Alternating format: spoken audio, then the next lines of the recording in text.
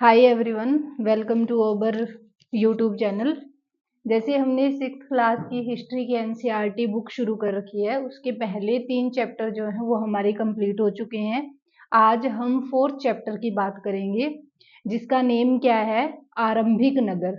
इस चैप्टर के अगर हम नेम के टाइटल के मीनिंग की बात करें, आरंभिक नगर का मीनिंग ये है कि जब शुरुआत हुई जो हमारा ग्रामीण जीवन था। इतने 3 चैप्टर के अंदर हमने पूरा पाषाण काल, नव पाषाण काल उनके बारे में देखा। उनके बाद में जब नगर जो थे उनकी आरंभिक शुरुआत हुई, तो किस प्रकार से नगरों की आरंभिक शुरुआत मानी जाती है, इस चैप्टर का ये टाइटल मेन है। और अगर हम ये बात करते हैं, कई बार ये क्वेश्चन पूछा भी जाता है कि नगरीकरण की जो शुरुआत है कहाँ से मानी जाती है। तो नगरीकरण की अगर हम शुरुआत की बात करें, तो वो हड़प्पा की, जो सिंधु घाटी सभ्यता की जो हड़प्पा की कहानी है, वहां से नगरीकरण की शुरुआत मानी जाती है। कई बार ये सीटेट के अंदर क्वेश्चन भी पूछा गया है कि भारत में नगरीकरण की जो शुरुआत है वो कब से मानी जाती है। तो भारत में नगरीकरण की शुरुआत सिंधु घाटी जो सभ्यता थी वहां से मानी जाती है, जिसमें हड़प्पा, मोहनजोदड़ो इस प्रकार के शहरों की गिनती करते हैं। तो इसके अंदर आज हम जो बात करेंगे वो हम बात करेंगे हड़प्पा की कहानी, यानी कि जो आरंभिक नगरीकरण हड़प्पा से माना जाता है, सिंधु घाटी सभ्यता से। तो उसके अंदर हमें क्या क्या चीजें, कैसे कैसे चीज देखने को मिलती है। देखो इसमें क्या बताया है।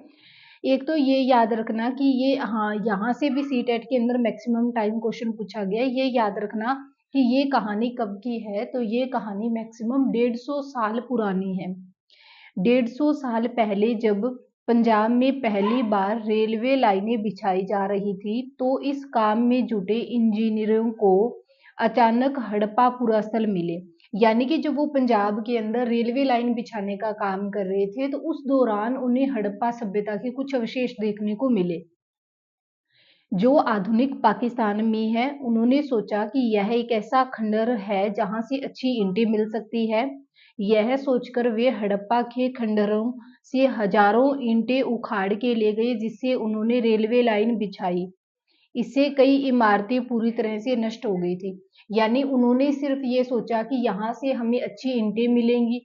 वो ईंटें ज्यादा पुरानी थी, इसलिए उनकी स्थिति काफी अच्छी थी। उन्होंने उन ईंटों का यूज करके इमार मतलब क्या है, सड़क बनाने का काम शुरू कर दिया, और इस तरह से कई इमारतों को उन्होंने हड़प्पा के अंदर नष्ट कर दिया। उसके बाद में लगभग 80 साल पहले पुरातत्वविदों ने स्थान को ढूंढा, और तब पता चला कि यह खंडहर उपमहाद्वीप के सबसे पुराने शहरों में से एक है। लेकिन बाद में क्या है, रखालदास बनर्जी और दयाराम साहनी जैसे जो पुरातत्वविद थे, उन्होंने जब इसकी खोज की यहाँ पर, तो उन्होंने क्या पाया, जिनको इन्होंने जिन ईंटों को खंडर के ईंटें समझकर इन्होंने इमारतों को बहुत सारी को नष्ट कर दिया, ये वास्तव में एक प्राचीन नगर है, जो सबसे पहला आरंभिक नगर का साक्ष्य माना जाता है। चूंकि चूंकि इस नगर की खोज सबसे पहले हुई थी, इसलिए बाद में मिलने वाले इस तरह के सभी पुरास्थलों में जो इमारतें, चीजें मिली है, उन्हें हड़प्पा सभ्यता की इमारतें कहा जाता है। इन शहर का निर्माण लगभग 4700 वर्ष पहले हुआ था। ये क्वेश्चन भी इंपॉर्टेंट है कि इनका निर्माण कब हुआ था। तो 4700 वर्ष पहले ही इस नगरीकरण का आरंभ माना जाता है। काफी बार ये क्वेश्चन पूछा गया है कि नगरीकरण का आरंभ कब से माना जाता है। तो 4700 वर्ष पहले नगरीकरण का आरंभ माना जाता है। अब इसके अंदर नेक्स्ट क्या है, यानी कि इसे हड़प्पा का नाम क्यों दिया, क्योंकि जो स्थान सबसे पहले खोजा गया था, जो स्थान सबसे पहला खोजा गया था, उसी के नाम के आधार पर पूरी सभ्यता को ही क्या नाम दे दिया, उस एक मतलब जो स्थान पहले खोजा उसी के स्थान के ऊपर पूरी सभ्यता को ही क्या नाम दिया, उस एक स्थान का नाम दे दिया, इसलिए इसे हड़प्पा सभ्यता बोलते हैं। नेक्स्ट देखो क्या है, यहाँ पर जो क्या है नगर थे, उन नगरों की क्या विशेषताएं हैं, यानी कि नगर किस प्रकार से बनाया गया था, नगर के अंदर कौन कौन सी चीजें हमें देखने को मिलती है, उन चीजों के बारे में बताया है। इन नगरों, इसमें सीटेट के अंदर काफी ईयर्स के अंदर क्वेश्चन पूछे गए हैं, तो इसको ध्यान में रखना। ये वाला पॉइंट मोस्ट इंपोर्टेंट है इस चैप्टर के अंदर, ये वाला पैराग्राफ अभी। इन नगरों में कई को दो या दो से ज्यादा हिस्सों में विभाजित किया गया। कितने हिस्सों में विभाजित किया है, दो या दो से ज्यादा, यानी या तो दो है या फिर क्या है, दो से ज्यादा के अंदर है। पश्चिमी भाग छोटा था लेकिन ऊंचाई पर बना होता था। जो पश्चिम का भाग होता था वो छोटा और ऊंचाई पर बना था, और पूर्वी हिस्सा बड़ा था लेकिन यह निचले हिस्से में था। यानी कि पश्चिम भाग का भाग ऊपर होता था और पूर्व का जो भाग था वो नीचे, निचाई के मतलब नीचे वाले लो लेवल के ऊपर था। ऊंचाई वाले भाग को पुरातत्वविदों ने नगर दुर्ग का नाम दिया। क्या नाम दिया? नगर दुर्ग का नाम दिया। निचले हिस्से को क्या नाम दिया? निचला नगर कहा है। दोनों हिस्सों की चार दीवारियां पक्की ईंटों की बनाई जाती थी। इसकी ईंटें इतनी अच्छी थी कि हजारों साल बाद आज तक उनकी दीवारें खड़ी रही। दीवारें बनाने के लिए ईंटों की चिनाई इस तरह से करते थे जिससे कि दीवारें खूब मजबूती से रहे। यानी कि दीवारों को भी ईंटों को आपस में जोड़ने के लिए चूने का इस्तेमाल किया गया था, ताकि जो ईंटें हैं वो आपस में अपने जोड़ को ना छोड़े और दीवारें बिल्कुल मजबूत रहें। कुछ नगरों के नगर दुर्ग में कुछ खास इमारतें भी बनाई गई थी। मिसाल के तौर पर मोहनजोदड़ो के अंदर, ये बात ध्यान रखना, हमें कहाँ पर एक तालाब देखने को मिलता है? तो मोहनजोदड़ो के अंदर एक तालाब, यानी कि एक खास इमारत क्या थी? तो एक खास इमारत किसे माना जाता है? मोहनजोदड़ो को माना जाता है। मोहनजोदड़ो को खास इमारत क्यों माना जाता है? तो मोहनजोदड़ो जो है उसे खास इमारत इसलिए माना जाता है क्योंकि यहाँ पर क्या देखने को मिलता है? यहाँ पर हमें एक तालाब देखने को मिलता है जिसे पुरातत्वविदों के द्वारा क्या नाम दिया गया है? महान स्नानागार का नाम दिया है। इस तालाब को बनाने में ईंट और प्लास्टर का, किसका यूज किया है? ईंट और प्लास्टर का यूज किया गया ताकि वो पानी के रिसाव को रोक सके। उसके ऊपर चारकोल की परत चढ़ाई गई थी। इस सरोवर में दो तरफ से उतरने के लिए सीढ़ियां बनाई गई है, चारों ओर कमरे बनाए गए थे। ठीक है, इसके बाद में देखो, इसमें पानी भरने के लिए पानी कुएं से निकाला जाता था। उपयोग के बाद में इसे खाली कर दिया जाता था। शायद यहाँ विशिष्ट नागरिक विशेष अवसरों पर स्नान करते थे। यानी जो विशिष्ट नागरिक, जिसका समाज में कोई अलग सी पदवी थी, वो वहां पर विशेष और कोई भी फंक्शन होता था तो वहां पर जाकर वो स्नान किया करते थे। कालीबंगा और लोथल जैसे अंगने, ये ध्यान रखना कि अग्निकुंड के प्रमाण कहाँ पर मिलते हैं? तो कालीबंगा और लोथल जो है वहां पर अग्निकुंड के प्रमाण मिलते हैं। यहाँ पर यज्ञ करने का भी पता चलता है कि ये यज्ञ करते थे। और भंडारण गृह कहाँ पर मिलते हैं? तो मोहनजोदड़ो और लोथल के अंदर भंडारण गृह भी देखने को मिलते हैं। मोहनजोदड़ो और लोथल के अंदर क्या देखने को मिलते हैं? तो मोहनजोदड़ो और लोथल के अंदर हमें भंडारण गृह भी देखने को मिलती है। अग्निकुंड कहाँ पर देखने को मिलती है? कालीबंगा और लोथल में। मोहनजोदड़ो और लोथल के अंदर क्या देखने को मिलती है? भंडारण गृह देखने को मिलती है। यज्ञ करने की भी विधि का पता चलता है कालीबंगा और लोथल से। अब ये कहता है भवन, नाले और सड़कें, यानी कि वहां पर कैसे इस सभ्यता के अंदर कैसे तो घर बनाए गए थे, कैसे वहां पर पानी निकालने के लिए नाले बनाए गए थे, या किस तरह पर वहां पर यातायात की व्यवस्था को बहाल किया गया था। ये पॉइंट बताया गया इसमें। ठीक है, ये तो इतना ज्यादा इंपॉर्टेंट नहीं है, ये एक बार पढ़ोगे तो समझ में आ जाएगा। जो पीछे वाला टॉपिक है हमने उसमें ज्यादा क्वेश्चन कवर होते हैं। इन नगरों के घर आमतौर पर एक या दो मंजिले होते थे। घर कितने मंजिले होते थे? या तो एक मंजिला सिर्फ क्या है, जो सरफेस एरिया के ऊपर बना होता था, या फिर दो मंजिले घर होते थे। घर के आंगन में चारों ओर कमरे बनाए जाते थे। अधिकांश घरों में एक स्नानागार, ये देख लेना, अधिकांश घरों में एक स्नानागार मिलते हैं, हर घर में एक स्नानागार नहीं है। और कुछ कुएं भी देखने को मिलते हैं। कई नगरों में ढके हुए नाले थे। इन्हें सावधानी से सीधी लाइन में बनाया जाता था। हर नाली में हल्की ढलान होती थी ताकि पानी आसानी से बह सके। अक्सर घरों की नालियों को सड़कों की नालियों से जोड़ दिया जाता था, जो बाद में बड़े नालों में मिल जाती थी। नालों के ढके होने के कारण इसमें जगह जगह पे मेन होल बनाए गए थे, जिनके जरिए इनकी देखभाल और सफाई की जा सके। घर, नाले और सड़कों का निर्माण योजनाबद्ध तरीके से एक साथ ही किया जाता था। यानी इसके अंदर ये बताया कि भवनों का निर्माण कैसे करते थे, साफ पानी के भी नाले बनाए जाते थे, घर से गंदा पानी निकालने के लिए भी नाले बनाए जाते थे, और यातायात की व्यवस्था किस प्रकार की थी, कैसे सड़कें बनाई गई थी। घर हमें या तो एक मंजिला घर देखने को मिलते हैं, या फिर घर हमें दो मंजिल के देखने को मिलते हैं। और कुछ घर ऐसे हैं जिनके अंदर हमें सनाना घर देखने को मिलते हैं। कुछ घर ऐसे हैं जिनके अंदर हमें क्या देखने को मिलती है? पानी वाले कुएं देखने को मिलते हैं। यानी कि हर घर के अंदर एक जैसी चीजें देखने को नहीं मिल रही हैं। इसके बाद में अगर हम बात करते हैं नगरीय जीवन की, यानी कि उस टाइम के अंदर आज से लगभग जैसे इसकी शुरुआत 4700 साल पहले से मानी जाती है। उस टाइम का नगरीय जीवन जो था वो शहरी जीवन कैसा था। हड़प्पा के नगरों में बड़ी हलचल रहा करती थी। यहाँ पर ऐसे लोग रहते थे जो नगर की खास इमारतें बनाने की योजना में जुटे रहते थे। यहाँ के शासक थे, संभवतः जो नगर बनवाया था वो कौन थे, शासक ही थे यहाँ के। यह भी संभव है कि ये शासक लोगों को भेजकर दूर दूर से धातु, बहुमूल्य पत्थर और अन्य उपयोगी चीजें मंगवाते थे। शायद शासक लोग खूबसूरत मनके और सोने चांदी से बने आभूषण जैसी कीमती चीजों को अपने पास रखते थे। इन नगरों में शिल्प मतलब क्या है, ये देखा गया है कि यहाँ पर कौन कौन लोग रहते थे उस समय में। एक तो यहाँ पर क्या है, लिपिक भी होता था। लिपिक क्या काम करता था, जो मोहरों को क्या है, मोहरों के ऊपर जो लिखा होता था और शायद क्या है, जो भी चीजें लिखी होती थी उनको वो पढ़ने का काम करते थे लिपिक।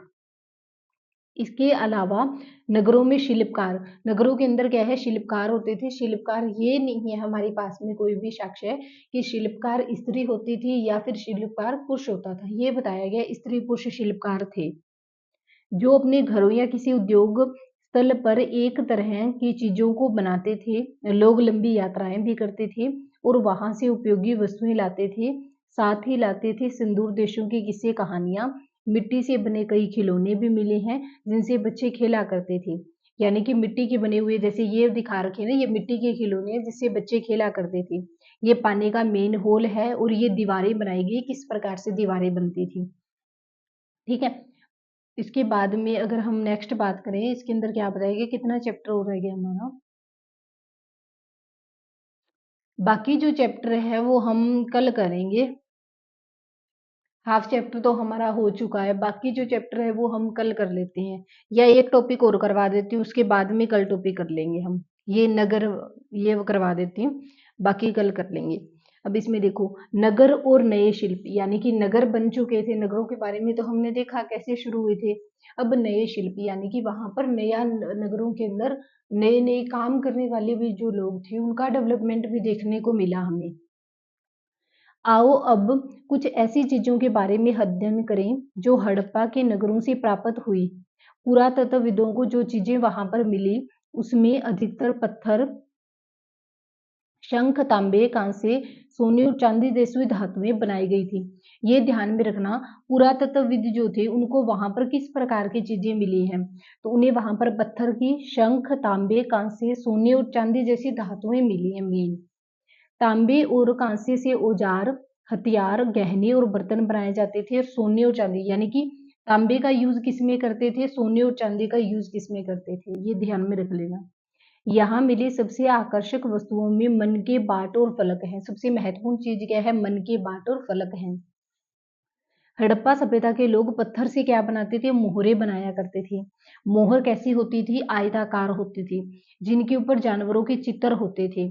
और उनको क्या है, और क्या है, वो मिट्टी के भी बर्तन बनाते थे, जिनके ऊपर लाल रंग को, लाल रंग से उनको क्या किया जाता था, मिट्टी के वो बर्तन बनाते थे। इन मिट्टी के बर्तनों के ऊपर लाल रंग से उनको पेंट किया जाता था। लगभग क्या है, 7000 साल पहले मेहरगढ़ में कपास की खेती, ये ध्यान में रखना, मोस्ट इंपोर्टेंट है। कपास की खेती के प्रमाण कब से मिलते हैं, 7000 साल पहले मिलते हैं। कहाँ से मिलते हैं, मेहरगढ़ से मिलते हैं। मोहनजोदड़ो से कपड़े के टुकड़ों के अवशेष चांदी के एक फूलदान के ढक्कन में मिले हैं और कुछ अन्य तांबे की वस्तुओं से चिपके हुए मिले हैं। पक्की मिट्टी तथा फ्यून से बनी तकलियां सूत काटने का संकेत करती हैं। यानी कि मोहनजोदड़ो के अंदर हमें एक जले हुए टुकड़े का निशान मिला है, तो इसका मतलब क्या है, वो लोग कपड़े भी बनाते थे, वो वस्त्र बनाने का भी वो काम करते थे, यानी कि वो कपास की भी खेती किया करते थे। ठीक है, इसके अंदर देखो, जैसे फ्यून्स के बारे में हमें पता चलता है। अभी ये नेक्स्ट देखो, इसके अंदर क्या है, यानी कि किन किन चीजों के बारे में हम देखते हैं। अब ये देखो, यहाँ से अगर हम बात करते हैं, इनमें अधिकांश वस्तुओं का निर्माण विशेषज्ञों ने किया था। विशेषज्ञ उसे कहते हैं जो किसी खास काम के अंदर क्या होते हैं, किसी खास चीज को बनाने के लिए उनके पास में क्या है, ट्रेनिंग होती है, ट्रेंड होते हैं वो किसी काम में। ये ध्यान में रखना, सीटेट में क्वेश्चन पूछा गया, विशेषज्ञ कौन होते हैं, जो अपने काम में निपुण होते हैं। जैसे जैसे क्या है, पत्थर को तराशने वाले, मन के चमकाने वाले, चमकाना या फिर मोहरों की पच्चीकारी आदि करने वाले होते हैं।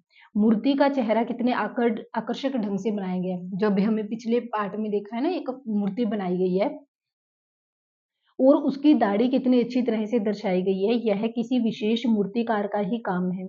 हर व्यक्ति विशेषज्ञ नहीं होता था, इस बात को ध्यान रखना। सीटेट के अंदर ऐसी ही लाइनों से क्वेश्चन पूछे जाते हैं कि जो कथन कारण वाले क्वेश्चन आते हैं वो यहीं से ही बच्चे को क्या है कंफ्यूज कर देते हैं। इसके अंदर क्या बताया, हर व्यक्ति विशेषज्ञ नहीं था। पेपर में दे दिया जाता है कि हड़प्पा सभ्यता के अंदर हर एक व्यक्ति विशेषज्ञ था, तो इसके लिए ये पॉइंट गलत हो जाएगा। और हमें यह भी पता नहीं है कि क्या सिर्फ पुरुष ही ऐसा काम करने में प्रशिक्षण हासिल करते थे या फिर महिलाएं भी। शायद कुछ महिलाएं और कुछ पुरुष, यानी कि हमें ये भी नहीं पता है कि ये विशेषज्ञ का जो काम था वो स्त्रियां किया करती थी या पुरुष किया करते थे। हम एक अवशेष के आधार पर, एक आइडिया के बेस पे ये कह सकते हैं शायद ये विशेषज्ञ का काम करने वाली कुछ तो स्त्रियां होती थी और कुछ क्या होते थे, पुरुष होते थे। इसके अलावा हमें कोई साक्ष्य देखने को नहीं मिलता है कि काम करने वाले स्त्री पुरुष कौन थे, कितना काम करते थे वो। इसके अंदर हमें कुछ भी नहीं पता चलता है, ठीक है। इसके बाद में देखो, अगर हम बात करें, इसमें ये बताया ना, क्या बताया था कि एक बहुत ज्यादा ये वो मूर्ति है जिसके बारे में ये बताया ना कितनी मतलब शालीनता से इसको बनाया गया है। यानी कि इस मूर्ति को देखने के बाद में ये पता चलता है कि इसको बनाने वाला कोई मूर्तिकार शायद विशेषज्ञ था जिसने इस प्रकार की मूर्ति की रचना की है। इसके अंदर हर एक चीज को बहुत ही ज्यादा डिटेल बारीकी के अंदर उभारा गया है।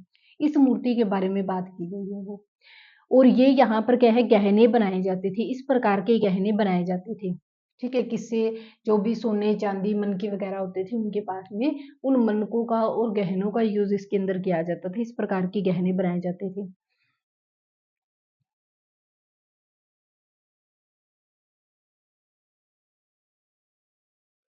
ये चैप्टर हम पूरा ही कर लेते हैं ये तो। उसके बाद में देखो फ्यून्स क्या होते हैं। पत्थर और शंख प्राकृतिक तौर पर पाए जाते हैं, लेकिन जो फ्यून्स होते हैं वो कृत्रिम रूप से तैयार किए जाते हैं। यानी कि पत्थर प्राकृतिक रूप से नेचुरली हमें किसी भी जगह पे मिल जाते हैं पानी में, और ये मतलब प्राकृतिक रूप से बनाए जाते हैं, ये नेचुरल नहीं होते हैं। इनको कृत्रिम रूप से तैयार किया जाता है। बालू या शवस्टिक पत्थरों के चूर्ण को गोंद में मिलाकर उसमें वस्तुएं बनाई जाती थी। उसके बाद उन वस्तुओं पर एक चिकनी परत चढ़ाई जाती थी। इस चिकनी परत के रंग प्राय नीले या फिर हल्के समुद्री हरे रंग के होते थे। फ्यों से मनके, चूड़ी और बाले और छोटे बर्तन बनाने का इस्तेमाल किया जाता था। यानी कि जो फ्योन्स है इसका यूज किसके लिए करते थे, मनके बनाने में, चूड़ियां बनाने में, बाले बनाने में, या फिर क्या है छोटे छोटे बर्तन बनाने में भी इसका फ्यून्स का यूज करते थे। और ये क्या होते कृत्रिम रूप से बनाए जाते थे। अब ये कहते हैं कच्चे माल की खोज, यानी कि जो हड़प्पा सभ्यता के लोग थे उनको क्या करना चाहिए, उनको क्या चाहिए था, अपनी जो आजीविका की चीजें थी वो बनाने के लिए उनको बाहर से भी कुछ चीजें मंगवानी पड़ती थी। कुछ चीजें तो वो अपने आसपास के एरियो से मंगवाते थे, कुछ उनके पास में होती थी, कुछ वो बाहर से भी आयात करते थे। यानी कि कहाँ से कैसे कच्चा माल वो अरेंज करते थे, रॉ मटेरियल कैसे आता था उनके पास में। कच्चा माल उस पदार्थ को कहते हैं जो या तो प्राकृतिक रूप से मिलते हैं या फिर किसान या फिर पशुपालक उनका उत्पादन करते थे, ठीक है। जैसे लकड़ी या धातुओं के ऐसा प्राकृतिक रूप से उपलब्ध कच्चे माल है। इनमें से कई तरह की चीजें बनाई जाती हैं। मिसाल के तौर पर किसानों के द्वारा पैदा किया गया कपास को कच्चा माल कहते हैं, जिसके बाद कताई बुनाई करके कपड़ा तैयार किया जाता है। और हड़प्पा में लोगों को कई चीजें वही मिलती थी, लेकिन तांबा, सोना, लोहा, चांदी, बहुमूल्य पत्थर को दूर दूर, जो मतलब जो कीमती चीजें होती है ना वो दूर दूर से उनको आयात करनी पड़ती थी। आयात क्या होता है, किसी चीज को बाहर से मंगवाना। निर्यात क्या होता है, किसी चीज को हमारे देश से किसी दूसरे देश में भेजना।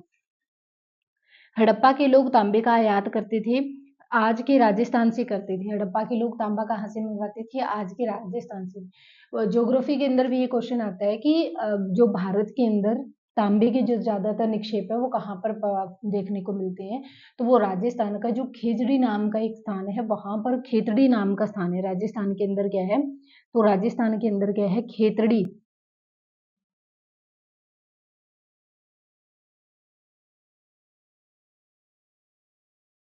खेतड़ी नाम का एक स्थान है जहां पर ये तांबे के सबसे ज्यादा निक्षेप देखने को मिलते हैं। इसमें देखो क्या है, इसके बाद में यहाँ तक कि पश्चिमी एशियाई देश ओमान से भी वो चीजें तांबे का आयात करते थे। कांसा बनाने के लिए तांबे के साथ में टीन को मिलाया जाता था, और टीन कहाँ पे, ईरान से आता था, अफगानिस्तान से आता था। यानी कि कांसा और टीन को मिलाकर कांसा बनाने के लिए क्या है, तांबा और टीन को मिलाया जाता था। सोने का आयात वो कर्नाटक से करते थे, बहुमूल्य पत्थर का गुजरात, ईरान, अफगानिस्तान से किया करते थे।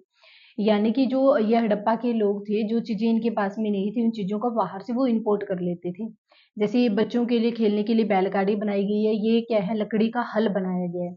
अब ये कहता है नगरों में रहने वाले लोग जो थे वो अपना भोजन का अरेंजमेंट कैसे करते थे, कहाँ से उनको भोजन मिलता था। इसके अंदर देखो क्या बताया गया है, लोगों के नगरों के अलावा गांव, जो लोग थे वो या तो नगरों में रहते थे या फिर वो गांव में रहा करते थे। वे अनाज उगाने का काम करते थे, पशुओं को पालते थे। किसान और चरवाहे ही शहरों में रहने वाले शासकों, और जो किसान और वो चरवाहे जो होते थे, यानी कि जो ग्रामीण क्षेत्र पर जो काम करते थे, वही शहरों के अंदर खाने वाले पदार्थ को भेजा करते थे। शासकों, लेखकों और दस्तकारों को खाने के सामान देते थे। पौधों के अवशेषों पर से पता चलता है कि हड़प्पा के लोग गेहूं, जौ, दालें, मटर, धान, तिल और सरसों उगाते थे। जमीन की जुताई के लिए किसका प्रयोग करते थे, हल का प्रयोग करते थे। हड़प्पा काल के हल बचे हुए नहीं है, क्यों, क्योंकि वे लकड़ी से बनाए गए थे। लेकिन हल के आकार के खिलौने मिले हैं। इस क्षेत्र में बारिश कम होती थी, इसीलिए सिंचाई के लोगों ने कुछ तरीके अपनाए होंगे। संभवतः पानी का संचय करना है, जरूरत पड़ने पर उससे फसल की सिंचाई कर लेते थे।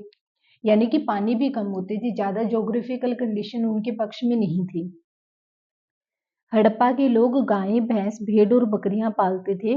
बस्तियों के आसपास तालाब और चारगाह होते थे, लेकिन सूखे महीनों में मवेशियों के झुंडों को चारा पानी, यानी कि जब बारिश होती थी तो उनके पास में खाने के लिए भी खूब होता था, और पानी भी उनके पास में क्या है, पीने के लिए था, जिससे वो अपना क्या है, गुजारा कर सकते थे।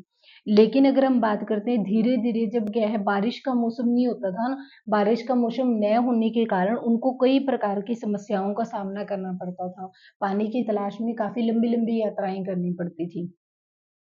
नेक्स्ट टॉपिक देखो, गुजरात के अंदर बताया है, कच्छ के इलाके में खदीर बेट के किनारे धोलावीरा नगर बसा हुआ है। ये ध्यान में रखना, सीटेट के अंदर यहाँ से भी क्वेश्चन पूछा गया है। धोलावीरा के बाद में तो कहाँ है, ये गुजरात के अंदर है, कच्छ का जो रण का क्षेत्र है वहां पर स्थित है। साफ पानी मिलता है, जमीन उपजाऊ थी। जहां हड़प्पा सभ्यता के कई भाग दो भागों में विभक्त थे, वहीं पर धोलावीरा को 3 भाग में बांटा गया। मैक्सिमम जो हड़प्पा के नगर थे वो 2 पार्ट के अंदर डिवाइड किए गए, लेकिन धोलावीरा एक ऐसा एकमात्र शहर था जिसे 3 पार्ट के अंदर डिवाइड किया गया है। इसके हर हिस्से के चारों ओर पत्थर की ऊंची ऊंची दीवारें बनाई गई थी। इसके अंदर जाने के लिए एक बड़ा सा प्रवेश द्वार होता था। इस नगर में खुला मैदान भी था, जहां सार्वजनिक कार्यक्रमों का ऑर्गेनाइजेशन किया जाता था। यहाँ मिले कुछ अवशेषों में हड़प्पा लिपि के बड़े बड़े अक्षर पत्थरों के ऊपर, हड़प्पा के अंदर जो लिपि थी ना, भाव चित्रात्मक लिपि थी हड़प्पा सभ्यता के लोगों की, उसके बड़े बड़े, उस लिपि से लिखे हुए बड़े बड़े पत्थर भी मिलते हैं धोलावीरा के अंदर। इन अभिलेखों को संभवतः लकड़ी में जड़ा गया था। यह एक अनोखा विशेष है, क्योंकि आमतौर पर हड़प्पा के लेख मोहर जैसी छोटी वस्तुओं पर पाए जाते हैं। गुजरात की खंबात की खाड़ी में मिलने वाली साबरमती की एक उपनदी के किनारे बसा लोथल नगर भी ऐसा ही नगर है। लोथल नगर भी पूछा गया पेपर में, कहाँ पे है, तो ये भी गुजरात में खंबात की खाड़ी में है। धोलावीरा कहाँ पे है, गुजरात में कच्छ की खाड़ी में, और लोथल कहाँ पे है, खंबात की खाड़ी में है। साबरमती नदी के किनारे है, ये उपनदी है एक, वहां पे है, जहाँ कीमती पत्थर जैसे कि कच्चा माल आसानी से मिल जाता था। यह पत्थरों, शंखों और धातुओं से बनाई गई चीजों का एक महत्वपूर्ण केंद्र था। इस नगर में एक भंडारण गृह भी था। इस नगर गृह से कई मोहरे और मुद्रांकन तथा मोहरबंदी गीली मिट्टी पर दबाने से बनी हुई उनकी छाप मिली है। और जो लोथल था ना, ये उस समय के अंदर क्या है, सबसे बड़ा बंदरगाह भी माना जाता है, सबसे व्यस्तम बंदरगाह हुआ करता था ये उस समय में। हड़प्पा सभ्यता के अंदर जितना भी व्यापार हुआ है, तो वो व्यापार किसके माध्यम से होता था, बाहर व्यापार होता था ना, दूसरे देशों से, ओमान से, ईरान से, अफगानिस्तान से, तो वो इस लोथल बंदरगाह के थ्रू ही हुआ करता था जितना भी व्यापार था। इसके बाद में यहाँ पर इमारतें मिली है जहाँ संभवतः मन के बनाने का काम होता था। लोथल के अंदर एक हमें इमारत मिलती है, लोथल के अंदर जो इमारत मिली है वहां पर मन के बनाने का काम किया जाता था। ठीक है। मुद्रांकन या फिर मोहरबंदी क्या होती है, जैसे कोई भी पैकेट होता है उस पैकेट के ऊपर क्या लगाया, वो मोहर लगाई जाती थी। वो मोहर किस चीज का प्रमाण होती थी कि अभी तक इस जो भी ये बॉक्स है, इस बॉक्स को खोल के नहीं देखा गया है कि इसके अंदर क्या है, यानी कि अभी तक वो उसके सील होने का प्रमाण होती थी मोहर। इसीलिए हर एक चीज को जब भेजा जाता था एक स्थान से दूसरे स्थान पे तो उनके ऊपर मोहर लगाई जाती थी, उसे ही मोहर बंदी कहा जाता है। हड़प्पा सभ्यता का अंत देखो कि हड़प्पा सभ्यता का जो अंत था ये कैसे हो गया था। लगभग एक तो ये ध्यान रखना कब अंत माना जाता है, तो 3900 साल पहले का टाइम अंत के लिए माना जाता है। और एक ये बात जरूर ध्यान में रखना, हड़प्पा सभ्यता का अंत कैसे हुआ इसको लेकर सभी विद्वान जो है उनके बीच में मतभेद देखने को मिलते हैं। अलग अलग चीजें कही थी उन सभी ने। कोई कहता है मतलब वहां पर जोग्राफिकल कंडीशन थी, या जो मनुष्य था उसने प्राकृतिक संसाधनों का ज्यादा दोहन किया, यानी कि कई विद्वान थे उन्होंने अलग अलग अपनी अपनी डेफिनेशन दी है। अचानक लोगों ने इस इन नगरों को छोड़ दिया, लेखन मोहर और बाटों का प्रयोग बंद हो गया, दूर दूर से कच्चे माल का आयात काफी कम हो गया, मोहनजोदड़ो में सड़कों पर कचरे के ढेर बनने लगे, जल निकासी प्रणाली नष्ट हो गई और सड़कों पर झुग्गी नुमा घर बनाए जाने लगे। यह सब क्यों हो रहा था ये कुछ पता नहीं था। कुछ विद्वानों का कहना है कि नदियां सूख गई थी, यानी कि मुख्य कारण यहाँ से देखो नदियां सूख गई थी, जंगल का विनाश हो गया था और ईंटें पकाने के लिए ईंधन की जरूरत पड़ती थी। मवेशियों के बड़े बड़े झुंडों ने चारगाह घास मैदान समाप्त हो गए थे, कुछ इलाकों में बाढ़ आ गई थी। इन कारणों से स्पष्ट नहीं हो पाता है कि नगर का अंत हुआ कैसे था, क्योंकि बाढ़ और नदियों के सूखने का असर कुछ इलाकों के अंदर हुआ था। ऐसा लगता है शासक का नियंत्रण खत्म हो गया था। जो भी हुआ परिवर्तन का असर बिल्कुल साफ दिखाई दे रहा है। और आधुनिक पाकिस्तान में सिंध और पंजाब की बस्तियां उजड़ गई थी। कई लोग पूर्व और दक्षिण के इलाकों में नई और छोटी बस्तियों में जाकर बस गए थे। इसके लगभग 1400 साल पहले नए नगरों का विकास हुआ था, जिसके बारे में हम क्या है नेक्स्ट चैप्टर के अंदर डिस्कशन करेंगे। कब से है, 1400 साल पहले से लेकर है। इसके अंदर ये बताया गया है कि सिंधु घाटी सभ्यता का अंत किस प्रकार से हुआ था। अलग अलग कारण बता दिए सभी ने। किसी ने कहा वहां पर प्राकृतिक संसाधन थे, बाढ़ आ गई थी, सूखा पड़ गया था, चारागाह खत्म हो गए थे, घास के मैदान खत्म हो गए थे। ये अलग अलग कारण बताए। लेकिन जो मेन कारण था कि ये एक नगरीय सभ्यता थी, इन्होंने अपने संसाधनों को बहुत ज्यादा दोहन किया, ये एक मुख्य कारण था। और इसके साथ ही अगर हम बात करें तो इनके अंदर जो भी घर थे, मोहनजोदड़ो के अंदर जो भी घर बनाए गए थे वो एक समकोण के ऊपर बनाए गए थे। और जितने भी घर हैं उन सभी के दरवाजे हमें जो सड़क होती है, मुख्य सड़क है, उस सड़क के दूसरे साइड देखने को मिलते हैं। किसी भी घर का दरवाजा मुख्य सड़क के ऊपर नहीं खुलता है। मुख्य सड़क दरवाजे जिस गली के अंदर खुलते थे फिर उस गली को क्या है मुख्य सड़क से जोड़ा जाता था। यानी कि घरों का जो बनाने का एक तरीका था वो अलग डिजाइन है। और अगर हम मोहनजोदड़ो की बात करें, मोहनजोदड़ो का जो कॉन्सेप्ट था उसके बेस पे हमारा एक मॉडर्न शहर बनाया गया है। उस शहर का नाम क्या है, चंडीगढ़ है, जिसे डी कार्बोजिन के द्वारा क्या है बनाया गया था। इस शहर को बिल्कुल हूबहू जैसे सिंधु घाटी सभ्यता थी उस प्रकार से चंडीगढ़ शहर को भी डिजाइन किया गया है। ठीक है। इसके बाद में इसके अंदर तो ये दिया गया है कि पिरामिड क्या होते हैं। पिरामिड क्या होते थे, वो अपने जैसे उनके मकबरे बनाए जाते हैं ना, उस प्रकार से ये पिरामिड बनवाते थे राजा रानी। यही है पिरामिड के अंदर, और इसमें कुछ ज्यादा नहीं है। कि लगभग 5000 साल पहले मिस्र के जो शासक थे, राजाओं ने सोने चांदी हाथियार और लकड़ी हीरे हीरे जवाहरात लाने के लिए अपनी सेनाओं को दूर दूर भेजा था। बड़े बड़े मकबरे बनवाए थे जिन्हें पिरामिड कहा गया। राजा जो थे वो उन अपने मतलब मरने के बाद में उनको कहाँ पर उनकी टम्मी को रखा जाएगा, उसी लिए उन्होंने बड़े बड़े पिरामिड बनाए थे। उन्हीं को क्या है पिरामिड कहा गया है। तो ये जो चैप्टर है अगर हम बात करें, ये हमारा चैप्टर सिंधु घाटी सभ्यता का यानी कि आरंभिक नगरीकरण जो है ये कंप्लीट हो चुका है। ये देख लो, मेहरगढ़ में कपास का आरंभ 7000 साल पहले है, नगरों का आरंभ 4700 वर्ष पहले है, हड़प्पा का अंत 3900 है, अन्य नगरों की शुरुआत क्या है 2500 साल पहले से मानी जाती है। ये उपयोगी वर्ड हैं जो मैंने आपको सारे डिस्कशन करवा दिए। ये फोर्थ चैप्टर हमारा पूरा कंप्लीट हो चुका है। ज़्यादा बड़ा चैप्टर नहीं था, इसलिए कि वीडियो में के अंदर कंप्लीट कर दिया। जितना हमारा टाइम सेव हो उसके, वो उतना ही हमारे लिए ही बेनिफिशियल है। अगर हमने हमारा सिलेबस टाइम से ख़त्म किया तो उसके बाद में हम हर रोज़ PYQ जो क्लासेस हैं वो शुरू करेंगे, ताकि जो भी एग्जाम के अंदर क्वेश्चन पूछे गए, अभी तो मैं आपको जैसे जैसे चैप्टर है उसके अंदर अलग से क्या है, मैं आपको अंडरलाइन करवा देती हूँ कि ये क्वेश्चन पहले पूछा गया, ये पूछने वाला है, आने के चांस है, इस क्वेश्चन से, इस पैराग्राफ से क्वेश्चन बन सकता है। उसके बाद में मैं आपको क्वेश्चन दिखाऊंगी, इस पैराग्राफ से इस प्रकार के क्वेश्चन बने हैं, देखो, ठीक है। उसके बाद में जैसे ही हमारा सिलेबस कवर हो जाएगा, उसके बाद में हम PYQ के लिए हमारी डेली क्लास शुरू करेंगे।